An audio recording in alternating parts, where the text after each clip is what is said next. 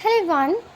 आज मैं इस वीडियो में एक्सप्लेन करने जा रही हूँ एक गॉथिक नावल फ्रैंकेनस्टीन जो लिखा है मैरी शेली ने, जो वाइफ है पीबी शेली की। पीबी शेली जो इंग्लैंड के एक बहुत ही रोमांटिक पोइट थे, उनकी वाइफ मैरी शेली ने इस नावल को लिखा है, फ्रैंकेनस्टीन को।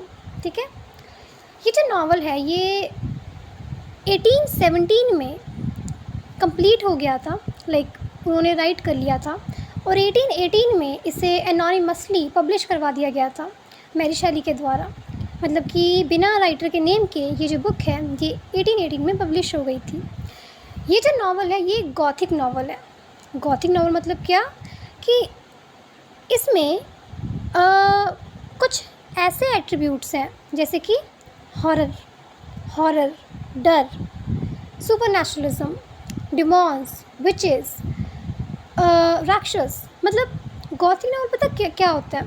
गॉथिक नावल वो होता है कि जिसको पढ़ के रीडर के मन में एक डर सा आता है, एक टेरर आता है, एक सस्पेंस, एक क्वेश्चनिंग, सुपरनैचुरलिज्म यानी कि सुपर पावर्स। ऐसी चीज़ें जो होती हैं वो किसी राइटिंग को गॉथिक बना देती हैं। स्पेशली इसमें डर होता है कि मतलब उसको पढ़ के डर लगता है कि आगे क्या होगा। तो ये जो नावल है ये कुछ ऐसा है। यस, ये एक गॉथिक नावल है जिसमें मॉन्स्टर है जिसके पास सुपर पावर्स हैं। So it is a Gothic novel. ठीक है, अब हम आगे देखते हैं। तो स्टोरी स्टार्ट करते हैं। पहले मैं आपको बता दूं कि ये जो वीडियो है ये ऑडियो फॉर्म में है, यानी कि आगे आपको पिक्चर्स नहीं देखने को मिलेंगे इसकी, लेकिन अगर आप इसको अच्छे सुन लोगे then you will get to know that what is in the story. Okay, तो स्टोरी स्टार्ट होती है और हम देखते हैं रॉबर्ट वॉल्टन को। रॉबर्ट वॉल्टन जो कि एक रिसर्च एडवेंचरर है, यानी कि उसको रिसर्च करने का बड़ा शौक़ है, उसका पैशन है, जो कि एक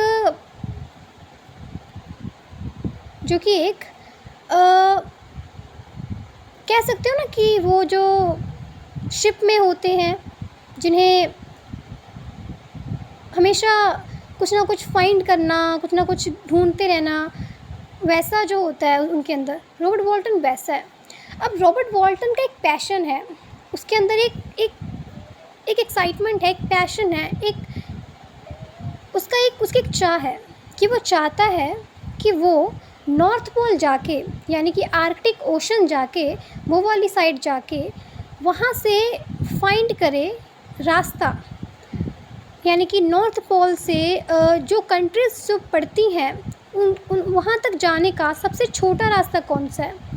उसके अंदर एक चाह है, उसके अंदर एक डिज़ायर है कि वो फाइंड करना चाहता है अलग अलग कंट्रीज़ में जाने का, आर्कटिक ओशन से अलग अलग कंट्रीज़ में जाने का सबसे छोटा रास्ता कौन है। सी के थ्रू। किसके थ्रू? तो सी के थ्रू, समुद्र के द्वारा सबसे कौन सा वो रास्ता है जिससे वो जल्दी से जल्दी पहुंच सकता है अलग अलग कंट्रीज़ में। ठीक है, तो वो क्या करता है, तो वो इसके लिए अपनी जो बहन है सावी, रशिया से अपनी बहन सावी जो इंग्लैंड में रहती है, उसको लेटर्स के थ्रू इन्फॉर्म करता है कि अब मैं एक रिसर्च जर्नी पे जा रहा हूँ। ठीक है, और इसके लिए मैंने क्रू भी हायर कर लिया है, यानी कि उसने मेंबर्स को हायर कर लिया है और एक बड़ी सी वेसल, एक बड़ी सी बोट भी हायर कर ली है। तो अब वो इस समय जा रहा है अपनी जर्नी पे, अपनी बहन को लेटर्स के थ्रू इन्फॉर्म करता रहता है। और ये पूरी नावल लेटर्स में लिखी हुई है, यानी कि रॉबर्ट वॉल्टन लेटर्स में ही इस पूरी नावल को यानी कि पूरी स्टोरी अपनी जो है वो एक्सप्लेन करता है। हम इसे लेटर्स में ही पढ़ते हैं। ठीक है, इसमें मेनली 4 लेटर्स हैं, लेटर 1, 2, 3, और जो 4th लेटर है वो सब पार्ट्स में लिखी गई है, यानी कि अलग अलग डेट को लिखी गई है। अब नावल की स्टार्टिंग होती है। रॉबर्ट वॉल्टन जो कि रिसर्च जर्नी पे है, ठीक है, उसने एक वेसल हायर कर ली है, एक बोट हायर कर ली है और क्रू मेंबर्स हायर कर लिए हैं। उसका मोटिव क्या है कि वो आर्कटिक ओशन जाएगा, यानी कि नॉर्थ पोल जाएगा, और वहाँ से उस सी में जहाँ बहुत ठंड है, पूरी बर्फ़ जमी रहती है वहाँ पे, वहाँ से वो फाइंड करेगा रास्ता। तो कौन सा रास्ता? अलग अलग कंट्रीज़ का सबसे छोटा रास्ता। ठीक है, तो वो चला गया है। अब हम पहुँच गए हैं आर्कटिक ओशन में, नॉर्थ पोल में बहुत बर्फ़ है, हर जगह बर्फ़ है। ठीक है, अब रॉबर्ट वॉल्टन अपनी क्रू के साथ शिप में वहाँ पे है और वो लोग जा रहे होते हैं। तो क्या होता है कि उनकी जो शिप है वो स्टक हो जाती है, बर्फ़ में एक जगह स्टक हो जाती है।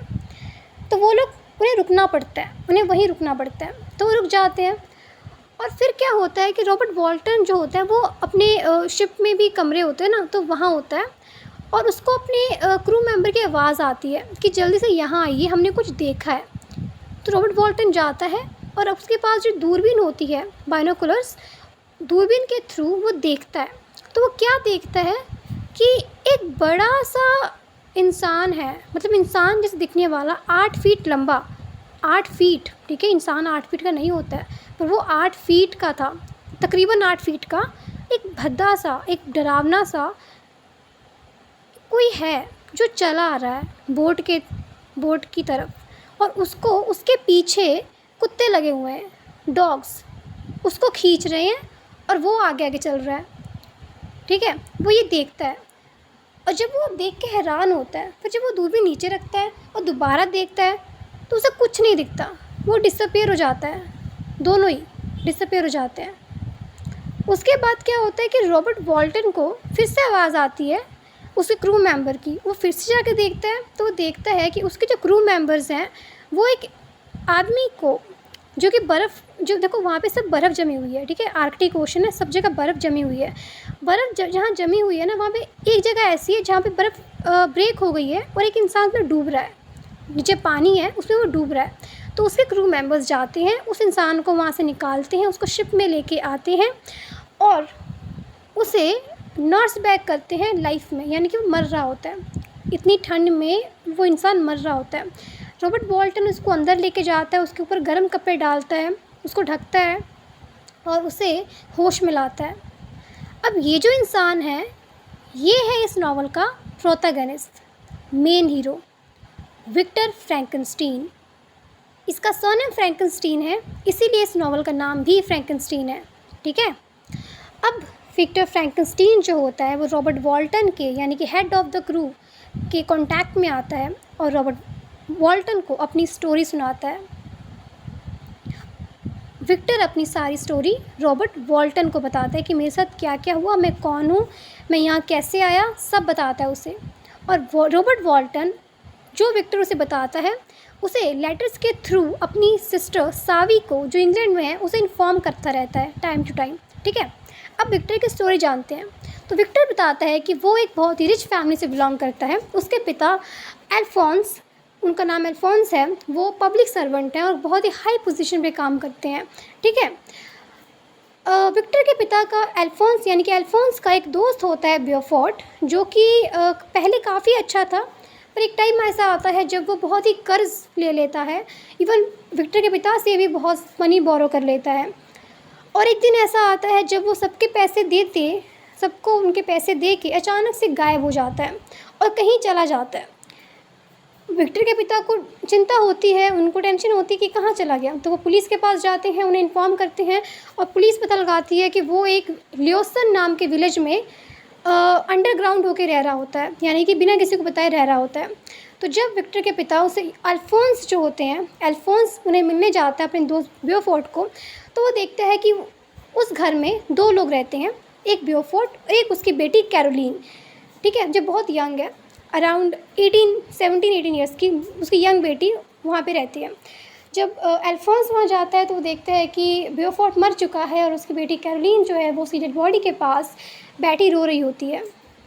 तो विक्टर का पिता अपने दोस्त के प्रति जो उसकी रिस्पॉन्सिबिलिटी बनती है वो निभाता है, उसका जो भी लास्ट राइट्स होती हैं, अंतिम संस्कार करता है, राइट, वो करता है और कैरोलीन को अपने घर ले आता है क्योंकि उसको टेक केयर करने वाला कोई नहीं होता। अब क्या होता है स्टोरी में कि जो कैरोलीन है और अल्फोंस है, यानी कि ब्योफोर्ट का दोस्त अल्फोंस, वो आपस में शादी कर लेते हैं, ठीक है। कैरोलीन और अल्फोंस मैरिज कर लेते हैं और इन दोनों का बेटा होता है, उसका नाम रखते हैं ये विक्टर फ्रैंकेनस्टीन, ठीक है। तो विक्टर फ्रैंकेनस्टीन इन दोनों का बेटा है। आगे इनके 2 बच्चे और होते हैं, उसका नाम होता है अर्नेस्ट और विलियम, ठीक है। अब स्टोरी में हम देखते हैं कि जो विक्टर है ये बचपन से ही बहुत ही फ़िलॉसफी के अंदर बहुत होता है कि वो फ़िलासफ़र होते हैं ना कि जो ज़िंदगी का मतलब जानना चाहते हैं, लाइफ़ क्या है, डेथ क्या है, ये क्यों होता है, ऐसे क्यों होता है, फ़िलासफ़र्स होते हैं, उनको हर चीज़ जाननी होती है। तो वैसे ही विक्टर के अंदर भी एक डिज़ायर होता है कि मुझे भी जानना है कि लाइफ़ बनती कैसे है, या लाइफ़ वो बना कैसे सकते हैं, या फिर जो नॉन लिविंग थिंग्स हैं उन्हें लिविंग में कैसे बना सकते हैं, उनमें लाइफ़ कैसे डाल सकते हैं, उसके अंदर एक डिज़ायर होता है। तो वो फ़िलासफ़ी पढ़ता है, ठीक है, वो नेचुरल साइंस पढ़ता है, बहुत पढ़ता है। विक्टर के पिता क्या करते हैं, ये देखते हुए कि उसके बेटे का बहुत ट्रस्ट है, तो वो उसे जर्मनी भेज देते हैं, यूनिवर्सिटी एंग्लोस्टैट जर्मनी में है, वहाँ पढ़ने के लिए। वो 17 ईयर्स का होता है और वो जर्मनी में यूनिवर्सिटी में चला जाता है, जहाँ पे उसे प्रोफेसर्स मिलते हैं, एम क्रीम्प और मिस्टर वॉल्डमैन करके। एम क्रीम्प जो होता है वो विक्टर को बोलता है कि तुम्हारी स्टडी का कोई मतलब नहीं है, नॉनसेंस है, पर मिस्टर वॉल्डमैन जो होते हैं उसकी स्टडी को अप्रिशिएट करते हैं और उसे एक लेबोरेटरी में ले जाते हैं, जहाँ पे विक्टर जो है अब से एक्सपेरिमेंट करना शुरू कर देता है। उसका एक्सपेरिमेंट करने का क्या मोटिव है कि वो लाइफ क्रिएट करना चाहता है। वो चाहता है कि वो नॉन लिविंग थिंग्स को लाइफ दे दे, ये उसका मोटिव है, उसके अंदर एक डिज़ायर है। तो अब वो फैमिली से दूर है, उनसे कांटेक्ट नहीं करता है, ठीक है, ये चीज़ है। यहाँ पे एक बहुत ही इंपॉर्टेंट पर्सन है, वो है हेनरी क्लर्वल। हेनरी क्लर्वल जो विक्टर के बचपन का दोस्त है, जिसको रोमांटिक पोइट्री वगैरह इनमें से इसमें बहुत इंटरेस्ट है, वो भी आना चाहता था विक्टर के साथ। पर विक्टर के जो पर हेनरी के जो पिताजी हैं वो एक मर्चेंट होते हैं और वो चाहते हैं कि मेरा बेटा एक व्यापारी बने, ना कि कोई फ़िलासफ़र बने, तो वो अपने बेटे को नहीं भेजते। पर जो हेनरी है वो बिना अपने पिता को बताए विक्टर के साथ वहाँ आ जाता है, ठीक है। अब विक्टर अपनी स्टडी स्टार्ट कर देता है, अपनी जो मोटिव होता है कि लाइफ क्रिएट करना है, मुझे ज़िंदगी देनी है, ज़िंदगी बनानी है ना, कैसे बनती है, वो शुरू कर देता है अपने लैब में और ऐसे ही एक्सपेरिमेंट करता रहता है। तो एक दिन उसे वो जो सीक्रेट है लाइफ का वो मिल जाता है। वो क्या करता है, वो कुछ केमिकल्स बनाता है, वो केमिकल्स बनाता है और उन केमिकल्स को बहुत अप्रिसिएशन मिलती है अपनी क्लास में कि ये तो क्या बना दिया विक्टर ने। तो विक्टर एक रात क्या करता है कि वो जाता है चर्च यार्ड्स में, सिमेट्रीज़ में, यानी कि जहाँ दफनाए जाते हैं ना, वहाँ जाता है और वहाँ से ह्यूमन बॉडीज़ के जो पार्ट होते हैं, बोन्स या और भी और पार्ट्स होते हैं, मर चुके लोगों के पार्ट्स, उनकी जो बोन्स होते हैं वो उठा के अपनी लेबोरेटरी में ले आता है, ठीक है। वो ले आता है और उसके बाद जो केमिकल उसने बनाया था वो सारे केमिकल्स ले आता है और अब बनाना शुरू कर देता है ह्यूमन फ्रेम, कि एक ढांचा, एक फ्रेम, ह्यूमन बॉडी कैसी होती है। पर जब वो उसे बना रहा होता है तो उसके अंदर पेशेंस नहीं होता जो एक आर्टिस्ट के पास होता है। अब वो ठहरा एक साइंटिस्ट, क्या एक फ़िलासफ़र, ठीक है। उसके अंदर तो मतलब वो एक पेशेंस था ही नहीं कि मैं आँखें ऐसी बनाऊँ, मैं नोज़ ऐसे बनाऊँ, मैं बॉडी ऐसे बनाऊँ, मैं हाइट इतनी रखूँ। वो एक कलाकार का काम है, एक आर्टिस्ट का काम है हर चीज़ को बारीकी से करना। पर वो विक्टर नहीं करना चाहता था, वो जल्दी से जल्दी बनाना चाहता था। तो उसने क्या किया कि उसने 8 फीट लंबा एक फ्रेम तैयार कर दिया, फटाफट 8 फीट लंबा, ठीक है। उसको बना दिया बस जल्दी से, आँखें लगा दी, नोज़ लगा दी, लिप्स लगा दिए, कलर कर दिया, सब हो गया, ठीक है। और अब उसको लाइफ दिया, उसने केमिकल्स यूज़ किए और अब वेट कर रहा था कि अब उसमें लाइफ आएगी। और ऐसा ही हुआ, वो जो नॉन लिविंग थिंग था उसमें लाइफ आ गई और अब वो उठ के बैठा। विक्टर हैरान, परेशान, डर सा गया, क्योंकि जो उसने बनाया था वो एक राक्षस लग रहा था। उसकी आंखें डल थी, उसके लिप्स ब्लैक थे, उसका कॉम्प्लेक्शन ब्लैक था या डल था बहुत। उसके जॉ वो इतने बड़े थे, डरावने थे, लाइक सिंपली बोलूँ तो कोई भी चीज़ परफेक्ट नहीं थी जैसे कि इंसान में होती है। उसके अंदर खूबसूरती नहीं थी उस इंसान के अंदर, उसे इंसान कहो या राक्षस कहो, जो भी कहो, पर वो अगली था। वो इतना अगली था कि जब वो उठ के खड़ा हुआ तो वो 8 फीट का था, एक नॉर्मल इंसान से बहुत अलग, बदसूरत था वो। उसको देखते ही वो वहाँ से भाग गया और जाके अपने अपार्टमेंट में सो गया। अब क्या हुआ कि मॉन्स्टर अकेला हो गया और वो उसके पीछे पीछे चला गया। तुमने मुझे बनाया है, तुम मुझे बताओ मैं क्या करूँ क्या ना करूँ। मॉन्स्टर को अकेला छोड़ दिया, विक्टर जाके सो गया।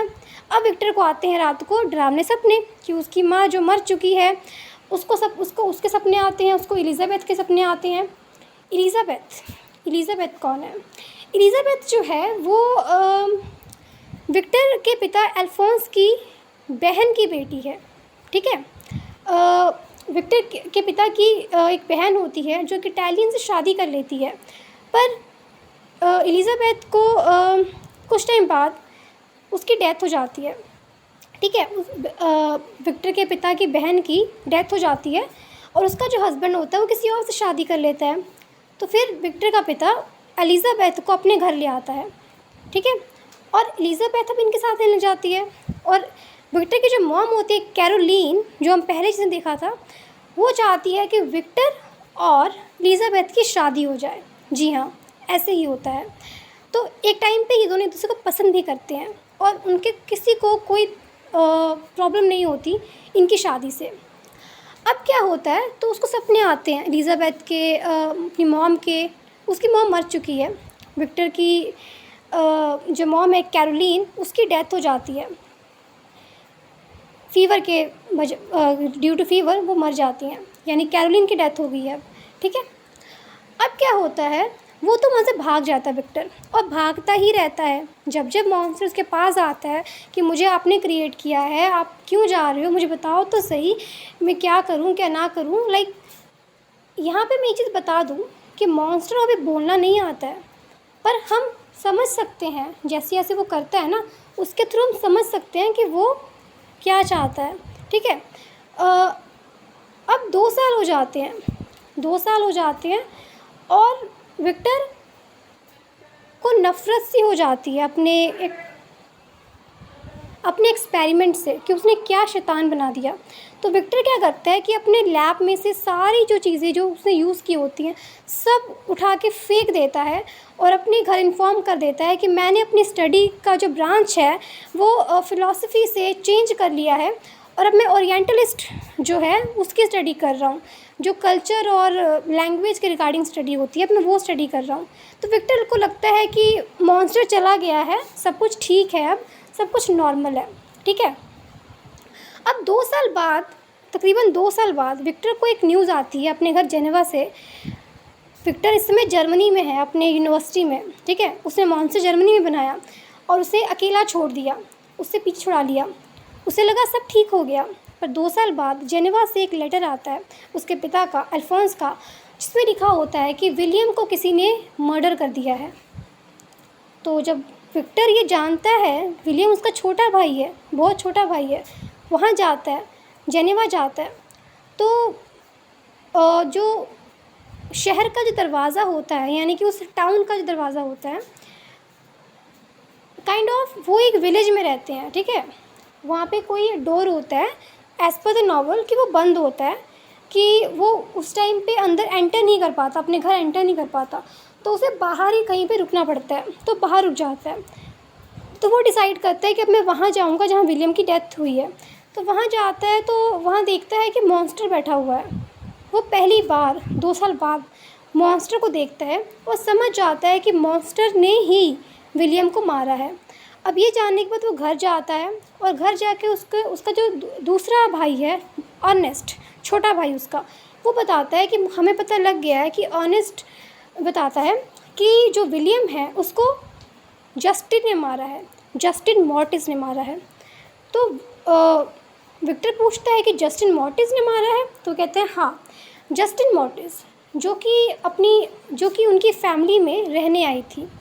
जस्टिन मॉर्टिस की जो मदर थी वो स्टेप मदर थी, जो उसे बहुत हर्ट करती थी। तो विक्टर के पिता जस्टिन को अपने घर ले आते हैं और उसे अपनी बेटी की तरह रखते हैं। अब क्योंकि विक्टर ने मॉन्स्टर को देखा था जहाँ पे विलियम का मर्डर हुआ था, तो उसको तो पता है कि मॉन्स्टर ने मारा है, पर ये सब कहते हैं कि, और पुलिस एविडेंस भी ये कहती है कि जस्टिन ने मारा है, क्योंकि जस्टिन के पॉकेट में से कैरोलीन का एक लॉकेट मिलता है जो कि विलियम के पास होता था, पर वो विलियम के पास का जो लॉकेट था अब वो जस्टिन के पास है। तो यानी कि जस्टिन ने ही विलियम को मारा है। तो ऐसे में उस पे केस चलता है, तो कोर्ट में लेके जाते हैं और वहाँ पे कुछ काम नहीं करता। और क्योंकि जस्टिन के पास विलियम का लॉकेट होता है जिसमें कैरोलिन की फ़ोटो होती है, वो उसके पॉकेट में होती है उसके डेथ के टाइम पे, तो उसको दोषी मान के उसको हैंग करके उसको सेंटेंस टू डेथ कर दिया जाता है, यानी कि जस्टिन को फांसी की सज़ा मिल जाती है, वो छोटी लड़की को फांसी हो जाती है। अब क्या होता है कि विक्टर जो है बहुत दुख में होता है, तो वो डिसाइड करता है कि वो अपनी फैमिली के साथ एक ट्रिप पे जाएगा। वो ट्रिप पे जाता है, ठीक है, और जहाँ वो ट्रिप पे जाता है वहाँ पे बहुत पहाड़ होते हैं, ग्लेशियर्स होते हैं, ठीक है, तूफ़ानी एरिया होता है, ठंडा इलाका होता है, वहाँ जाता है वो ट्रिप के लिए। तो एक ग्लेशियर होता है, एक माउंट ऑफ एक ग्लेशियर होता है। वो कहता है कि अब मैं इस ग्लेशियर पे अकेले ही चढ़ूँगा क्योंकि मुझे पता है रास्ता। तो वो अपनी पूरी फैमिली को अपार्टमेंट में भेज देता है जहाँ वो रुके होते हैं, वो अकेले ऊपर चढ़ जाता है। जब वो अकेले ऊपर चढ़ता है तो वो देखता है कि वहाँ पे उसे मॉन्स्टर मिल जाता है। मॉन्स्टर और विक्टर का आमना सामना होता है उस ग्लेशियर पे, और विक्टर उसे कहता है कि तुमने मेरे भाई को मारा है। वो कहता है हाँ मैंने मारा है, क्योंकि तुमने भी तो मुझे अकेला छोड़ दिया था, और अब एक एक करके मैं सबको मार दूँगा। अब यहाँ पे विक्टर शॉक होता है, ठीक है, पर इसके बाद क्या होता है, वो उसको पकड़ने की कोशिश भी करता है, पर उन दोनों में कम्युनिकेशन होता है, और मॉन्स्टर जो है वो विक्टर को कहता है कि तुम्हें मेरी स्टोरी सुननी पड़ेगी कि तुमने मेरे साथ क्या किया। तो वो विक्टर को अपने घर ले जाता है, मॉन्स्टर अपने घर ले जाता है विक्टर को। मॉन्स्टर का घर एक छोटी सा हट होता है जो बहुत गंदा होता है, तो वहाँ लेके वो उसको लेके जाता है, थोड़ी सी आग जलाता है और फिर उसे अपनी स्टोरी सुनाता है कि 2 साल पहले तुमने मुझे छोड़ दिया था, अबैंडन कर दिया था, मुझे कुछ नहीं आता था, मुझे बोलना तक नहीं आता था, मुझे नहीं पता था कि कैसे रहते हैं, कैसे इस दुनिया में सर्वाइव करते हैं। वो जहाँ जाता लोग उसे मारते, लोग उसे पीटते, क्योंकि वो अगली दिखता था, वो बड़ा था, वो अलग था। वो शुरू में लाइट नहीं देख पाता था, उसकी आंखें नहीं खुलती थी, पर फिर धीरे धीरे सब होने लगा। धीरे धीरे वो दिन में देखने लगा, वो चला गया वुड्स में, जंगलों में, वहाँ रहने लगा, और वहाँ उसने इंसानों को देख देख के सीखा, बोलना सीखा, खाना बनाना सीखा, लाइक सर्वाइव करना सीख लिया। उसके घर के पास एक और घर था, डिलेसी का घर था, एक ओल्ड, जिसमें एक बूढ़ा इंसान था, उसका नाम डिलेसी था। उसके 2 बच्चे थे, अगाथा और फेलिक्स। उनको देख के वो उनके साथ रहता, लाइक उनके घर के पास अपना घर बना के उनको कॉपी करता, उनको देखता कि वो कैसे एक दूसरे को हेल्प करते हैं, रहते हैं। और एक तुम हो जिसने मुझे अकेला छोड़ दिया, अब मैं भी चाहता हूँ कि मेरी भी एक फैमिली हो। अब मॉन्स्टर यहाँ पे डिमांड करता है विक्टर से कि उसके लिए भी एक फ़ीमेल कंपेनियन तुम बनाओ। विक्टर, जैसे तुमने मुझे बनाया ना, वैसे मेरे लिए एक फ़ीमेल पार्टनर बनाओ, सो दैट मैं उसके साथ हैप्पीली रह सकूं, और मैं तुम सबसे बहुत दूर चला जाऊंगा। कहाँ चला जाऊंगा? जंगलों में रह जाके रहूँगा अपनी फैमिली के साथ। तो विक्टर मान जाता है कि क्योंकि वो कहता है कि वो अलग रहेगा। पर जब फिर एक दिन आता है, फिर विक्टर बनाना शुरू कर देता है फीमेल मॉन्स्टर। यहाँ पे विक्टर जो है एलिज़ाबेथ के साथ अपनी शादी को टालता रहता है, क्योंकि उसने प्रॉमिस कर दिया होता है कि मैं अब पहले फ़ीमेल मॉन्स्टर बनाऊंगा, उसके बाद शादी करूंगा, ठीक है। तो विक्टर बनाना शुरू करता है फीमेल मॉन्स्टर अपनी स्कॉटलैंड में जाके। स्कॉटलैंड में एक अपार्टमेंट किराए पे लेता है, वहाँ कोई नहीं होता, वहाँ पे बनाने लग जाता है।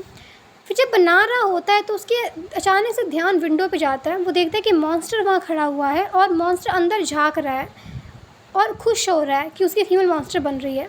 ये देखते ही विक्टर के मन में ख्याल आता है कि अगर मैंने इस मॉन्स्टर को बना दिया तो ये फीमेल मॉन्स्टर और वो मॉन्स्टर मिलके बच्चे प्रोड्यूस करेंगे, यानी कि और डेविल्स प्रोड्यूस करेंगे, और फिर ये लोग ह्यूमन काइंड को नुकसान पहुंचा सकते हैं। इसीलिए वो फटाफट उस सारे फ्रेम को तोड़ देता है, ठीक है, ब्रेक कर देता है, सबको डिस्ट्रॉय कर देता है। मॉन्स्टर गुस्से में अंदर आता है कि तुमने ये क्या किया, तुमने मेरी फीमेल मॉन्स्टर को मार दिया। वो कहता है कि हाँ, क्योंकि मैं नहीं बनाऊँगा, नहीं तो तुम इंसान को खतरा बन जाओगे। तो ये सुन के वो गुस्से में आता है, बोलता है कि अब मैं तुम्हें नहीं छोड़ूंगा, I will kill everyone. Your love ones, your dear ones, सबको मार दूँगा। Even I shall be with you on your wedding night. तुम जब शादी करोगे ना तो उसी रात मैं तुम्हारे पास रहूँगा, तुम्हें उसी रात मार दूँगा। अब विक्टर को लगता है डर कि जो उसकी वाइफ होने वाली एलिज़ाबेथ जो है वो शादी वाली रात ही विडो हो जाएगी। ठीक है, कुछ टाइम बीतता है और विक्टर के पिता जो होते हैं विक्टर की ख़राब हालत को देखते हुए उसकी शादी का तय करते हैं। और इसी बीच उसी रात एक सीन होता है जब मॉन्स्टर से धमकी देता है ना, उसी मॉर्निंग विक्टर को अरेस्ट कर लिया जाता है कि उसने हेनरी क्लरवल जो उसका बेस्ट फ्रेंड है उसको मार दिया है। ये सुनने के बाद उसके तो मतलब उसकी है जस्ट पैरों तले ज़मीन निकल जाती है कि मेरा दोस्त मर गया। विक्टर को पता है कि मॉन्स्टर ने मारा है, क्योंकि मॉन्स्टर ने कहा होता है कि मैं तुम्हारे हर उस इंसान को मार दूंगा जो तुम्हारे पास है, जिससे तुम्हें प्यार है। पर जो पुलिस है उसके सामने विक्टर जो है वो उसे बेल मिल जाती है, क्योंकि उसके पिता इस बात को प्रूव कर देते हैं कि जिस रात हेनरी का मर्डर हुआ उस रात विक्टर वहाँ नहीं था। उस रात तो विक्टर स्कॉटलैंड में था और जो हेनरी का मर्डर है वो कहीं और हुआ है। तो विक्टर को बेल मिल जाती है, पर विक्टर को पता होता है कि मॉन्स्टर ने मारा है। फिर शादी होती है, एलिज़ाबेथ और विक्टर की शादी होती है और विक्टर के पिता इनको एवियान नाम की एक जगह पे भेज देते हैं जो घर से दूर है इनके हनीमून के लिए। अब वहाँ पे विक्टर बहुत ही अलर्ट होता है कि उसको पता है कि मॉन्स्टर ने बोला है मैं आऊँगा, तो वो एक गन ले लेता है। ठीक है, और ऊपर नीचे करता रहता है कि जब वो आए स्टेयर्स पे चढ़ता रहता है उतरता रहता है। उसको अचानक एक चीख आती है एलिज़ाबेथ के रूम से। जाके देखता है तो मॉन्स्टर ने एलिज़ाबेथ को मार दिया होता है और वो वहाँ से चला गया होता है। विक्टर उसके पीछे जाता है मॉन्स्टर के और शूट करता है, पर मॉन्स्टर जो होता है वो निकल जाते हैं, उस पर सुपर पावर्स होती हैं, वो भाग जाता है। अब जो एलिज़ाबेथ मर चुकी है, ठीक है, एलिज़ाबेथ की मौत के गम में विक्टर का पिता जो होता है वो भी थोड़े टाइम बाद मर जाता है। तो यहाँ पे अब विलियम मर चुका है। विलियम कौन है? विक्टर का छोटा भाई। विलियम का दोस्त हेनरी क्लरवल वो मर चुका है। ठीक है, इसको ही मॉन्स्टर ने मारा है। उसके बाद एलिज़ाबेथ, उसकी वाइफ एलिज़ाबेथ मर जाती है, मॉन्स्टर ने मारा है। और उसके पिता अल्फोंस वो अपनी डॉटर इन लॉ के डेथ की गम में वो मर जाते हैं। तो विक्टर की पूरी फैमिली ख़त्म हो जाती है एक्सेप्ट अर्नेस्ट जो उसका छोटा भाई है, एक और छोटा भाई है, वो बच जाता है।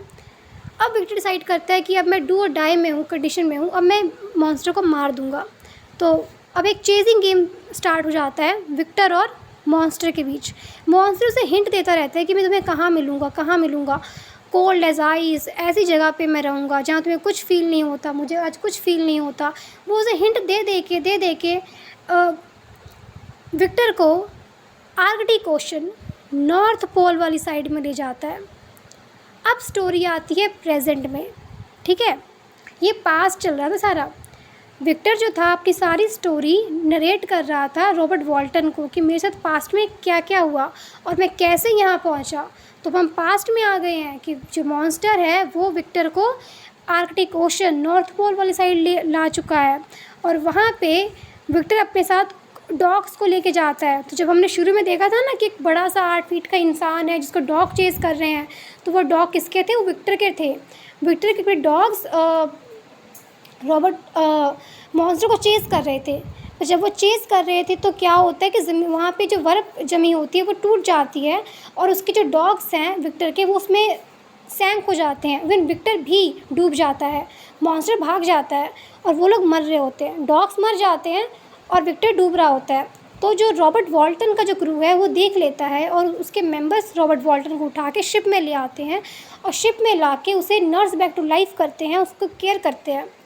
और अब हम पहुंचते हैं इसके एंडिंग में कि अब विक्टर ने अपनी पूरी स्टोरी रॉबर्ट वॉल्टन को बता दी है कि मेरे साथ ऐसे ऐसे हुआ, कि कैसे मेरे अंदर की डिज़ायर थी एक मॉन्स्टर को नहीं, लाइफ को क्रिएट करने की।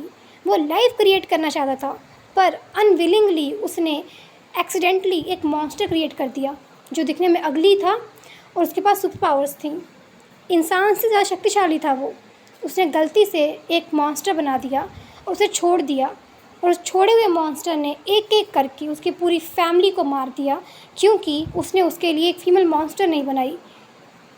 ठीक है, तो ये होता है। अब वो कहता है कि जैसे मेरे अंदर एक डिज़ायर था लाइफ क्रिएट करने का, और मेरे उस डिज़ायर ने कि लाइफ को क्रिएट करने के डिज़ायर ने मुझे कहीं का नहीं छोड़ा। आज मेरे पास मेरी फैमिली का कोई नहीं है, मैं अकेला पड़ गया। वैसे ही तुम्हारे अंदर भी एक डिज़ायर है कि तुम इस ओशन में आके, इस नॉर्थ पोल में आके अलग अलग कंट्रीज़ में जाने का सबसे छोटा रास्ता ढूंढना चाहते हो। मैं आशा करता हूँ कि मेरा वो डिज़ायर जिसने मुझे मार दिया, मरवा दिया, सब कुछ मुझसे खो लिया, वैसे तुम्हारे साथ ना हो।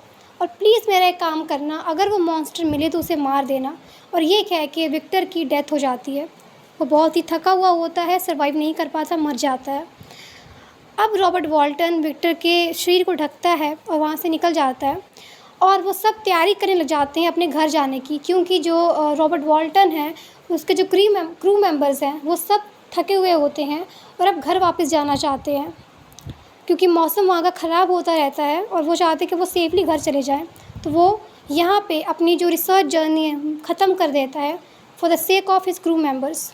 ओके, रॉबर्ट वॉल्टन को आवाज़ आती है विक्टर के, जहाँ पे विक्टर की डेड बॉडी होती है ना, उस कमरे से आवाज़ आती है रॉबर्ट वॉल्टन को। रॉबर्ट जाता है वहाँ पे और देखता है कि एक बड़ा सा मॉन्स्टर वहाँ पे है, बड़ा सा मॉन्स्टर वहाँ पे है, और विक्टर के पास बैठ के बैठा हुआ है।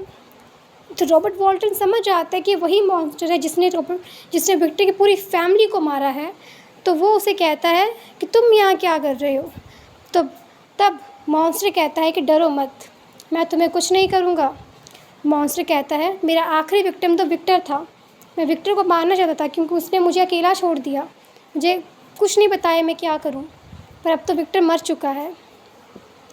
और उसके बाद उसने कन्फेस किया एक एक करके कि मैंने विलियम को मारा, मैंने हेनरी को मारा, मैंने एलिज़ाबेथ को मारा, और मैं विक्टर को मारना चाहता था, पर अब ये मर चुका है, तो अब मेरे पास इस ज़िंदगी का कोई मतलब नहीं है, मेरे रहने का, मेरे जीवित रहने का कोई रीज़न नहीं है। तो अब मैं खुद को मार दूँगा, मैं खुद को जला के मार दूँगा। और ये कह के वो एकदम से वहाँ से डिसअपेयर हो जाता है, कहीं चला जाता है, और यहाँ पे स्टोरी ख़त्म हो जाती है। आई नो बहुत ही बिग स्टोरी है और मैंने बहुत ही जल्दी एक्सप्लेन करी है कि वीडियो और लंबी ना हो जाए। फिर भी होप आपको थोड़ा बहुत आइडिया हो गया होगा कि स्टोरी में क्या है। फ्रैंकेनस्टीन। ओके, आप मेरे चैनल को सब्सक्राइब कर सकते हैं और कमेंट कर सकते हैं कि आपको नेक्स्ट वीडियो कौन से टॉपिक पे चाहिए। Thank you.